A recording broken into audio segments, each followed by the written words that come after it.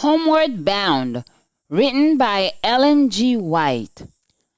Give me the Bible, star of gladness gleaming, to cheer the wanderer, lorn and tempest tossed.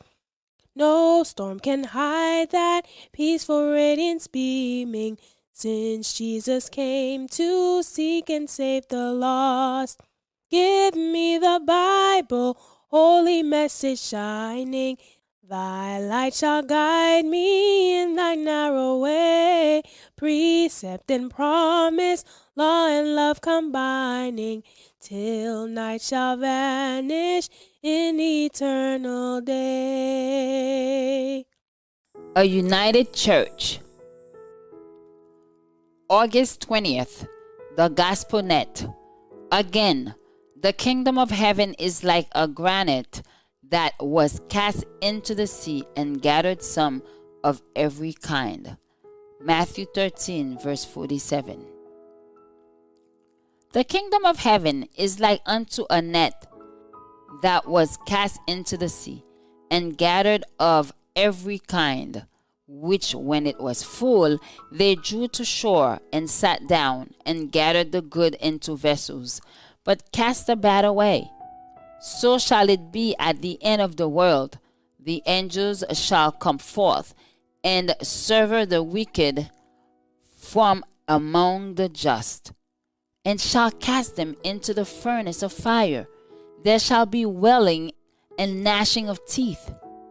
The casting of the net is the preaching of the gospel. This gathers both good and evil into the church. When the mission of the gospel is completed, the judgment will accomplish the work of separation. Christ showed how the existence of the false members in the church would cause the way of truth to be evil spoken of. The world would revile the gospel because of the inconsistent lives of false professors. Even Christians would be caused to stumble as they saw that many who bore Christ's name were not controlled by his Spirit. Because the sinners were in the church, many would be in danger of thinking that God excused their sins. Therefore, Christ lifts the veil from the future and bids all to behold that it is character, not position, which decides a person's destiny. Both the parable of the tares and that of the net plainly teach that there is no time when all the wicked will turn to God. The wheat and the tares grow together until the harvest. The good and the bad fish are together drawn ashore for a final separation. Again, these parables teach that there is to be no probation after the judgment. When the work of the gospel is completed, there immediately follows the separation between the good and the evil, and the destiny of each class is forever fixed. God does not desire the destruction of any. As I live, saith the Lord God, I have no pleasure in the death of the wicked, but that the wicked turn from his way and live. Turn ye from your evil ways, for why will ye die? Ezekiel 33 verse 11.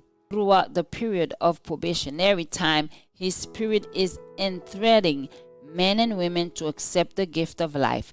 It is only those who reject his leading that will be left to perish.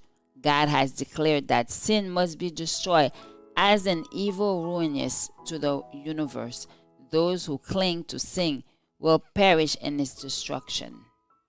Give me the Bible, star of gladness gleaming, to cheer the wanderer, lorn and tempest tossed.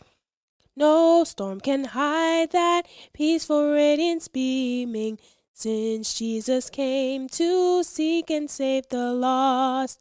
Give me the Bible, holy message shining.